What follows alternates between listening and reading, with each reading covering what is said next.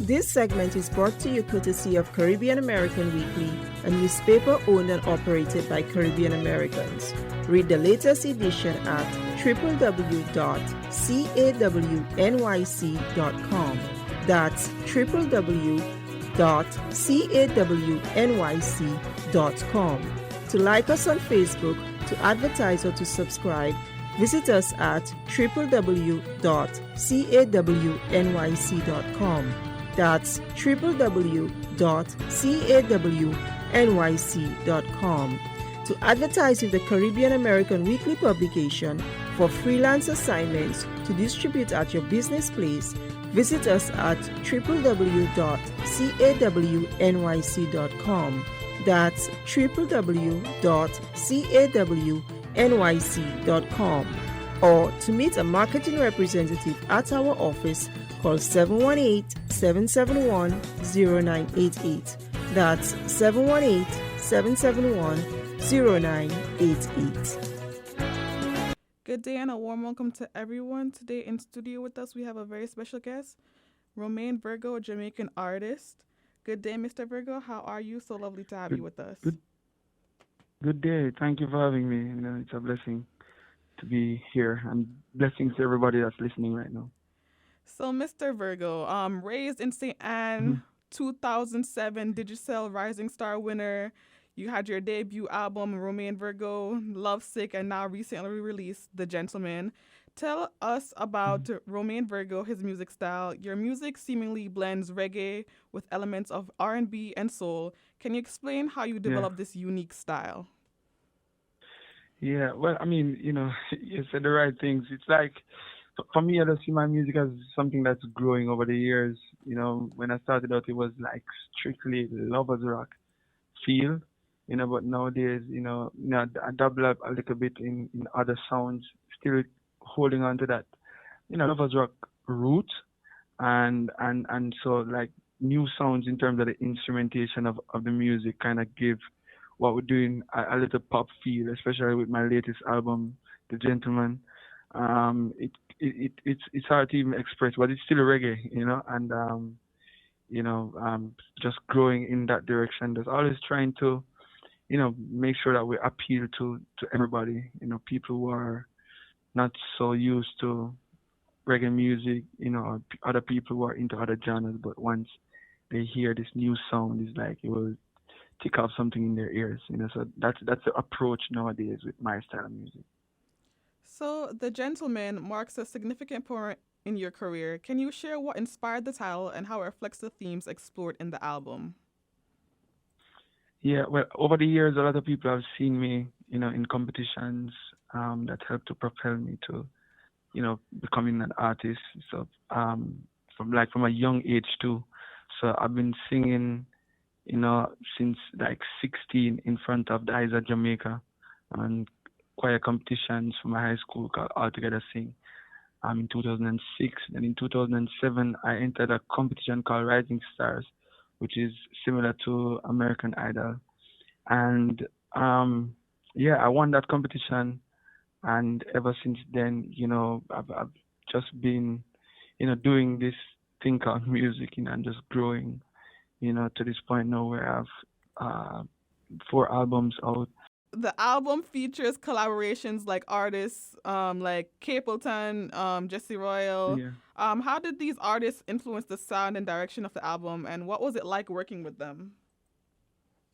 Yeah, well, most of the artists that are on all of them are friends of mine and people that I always wanted to work with, from a musical point of view. And so when some of the songs came about, the next thing after recording a song is always how we can take it on to the next level.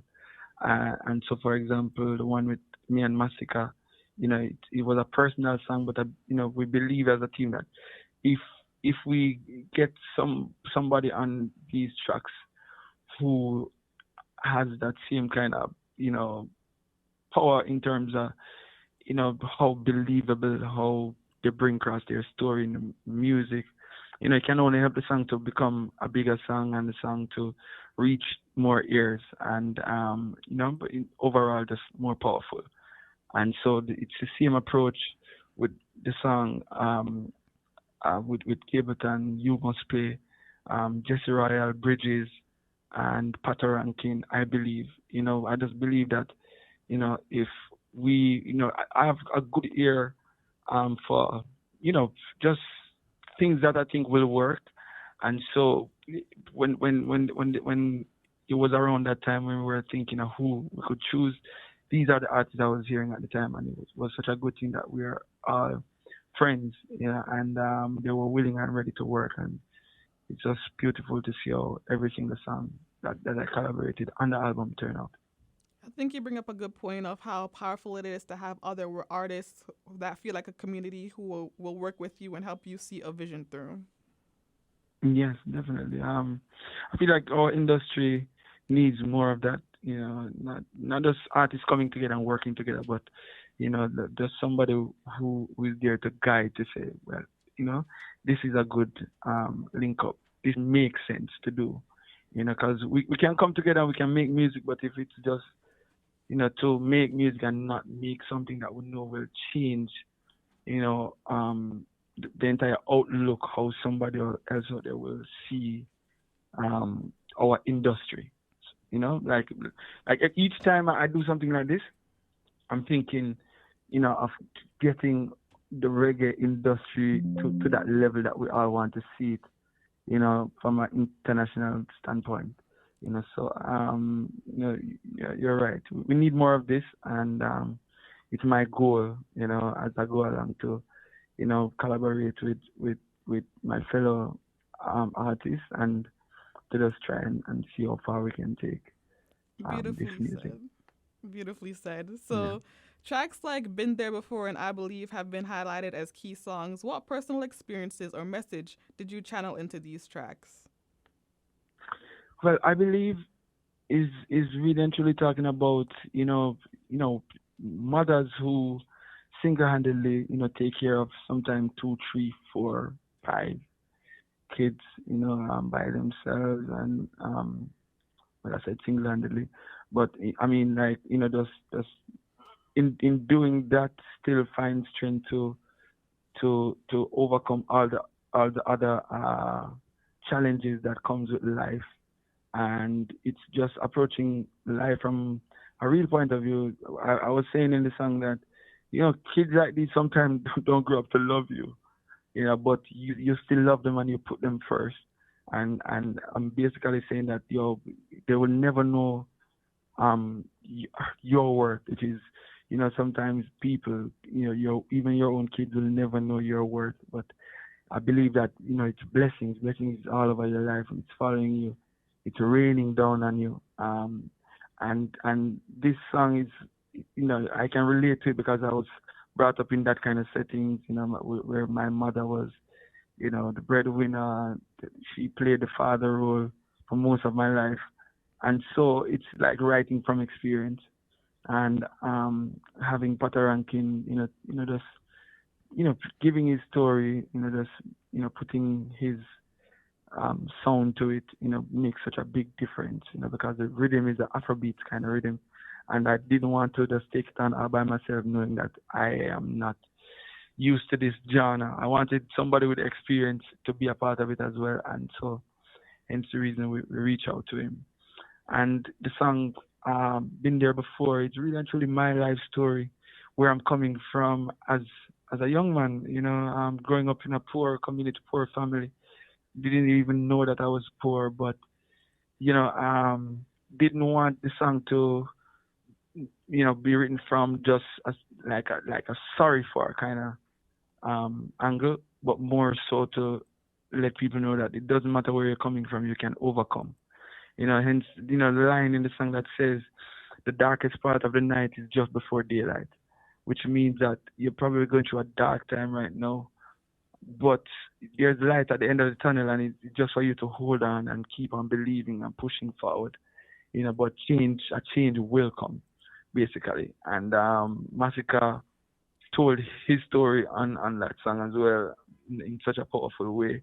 And I believe that this is the reason, like, when you stay true to self, stay true to what you do in terms of the direction, anything you choose to go towards. Once you stay true to it and stay real and sing from your heart, do it from your heart, then I feel like the effect will always be in a positive light. Everybody seems to be connecting with especially these two songs, and I believe it's because these are some of the realest things we go through as people. No matter the kind of settings you come from, whether you're from a rich family, you've probably been through something tough. You know what I mean? And you can say, well, I've been there before. So yeah.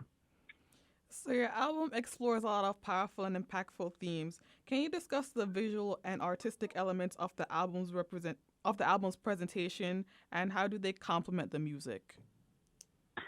Say that again. Can you discuss the visual and artistic elements of the album's presentation and how they complement the music? Okay, yeah. Well, everything was done by good friend of ours back in Jamaica. His name is Samo. He's the one who directed, the cover of the album, which we really like. We look at it and we sometimes say, like just the look at the album cover is like sometimes, you're going through some of the toughest, points in life, but there are certain morals, there are certain values that you have of self that you'll still hold on to, even though life might knock you down. And that's what I think about every time that I remember even the shoot for that album cover, and how I was with, the setting and the chair and the floor and me holding on to the rope. And that's what it means to me, just still holding on to everything that you believe in, everything that, is your strength, even though life might knock you down. And, the music videos so far, we have Driver, a music video for Driver, a music video for Switch You On, one for Been There Before, for Good Woman.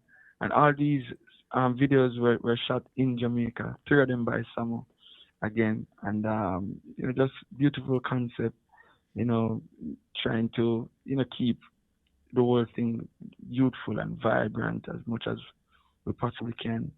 And, just always trying to look at what we do, like trying to make each visual, everything that comes with the album, for each song, like we try to outdo the next one, so our hope is that we do that each time.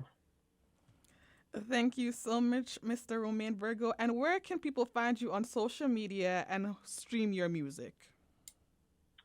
Well, on social media, you can find me on Instagram at Romain Virgo. It's the same thing for X. Same thing for TikTok at Romain Virgo. That's RealRomain Virgo. And as for my music, you can find it on all platforms, Apple Music, Spotify, Tidal, Google Play, just about everywhere that you can stream music, you can definitely find it, and yeah, that's it basically. Thank you so much, Mr. Romain Virgo. Thank you so much. Thank you. No problem. This segment was brought to you courtesy of Caribbean American Weekly, a newspaper owned and operated by Caribbean Americans. Read the latest edition at www.cawnyc.com. That's www.cawnyc.com.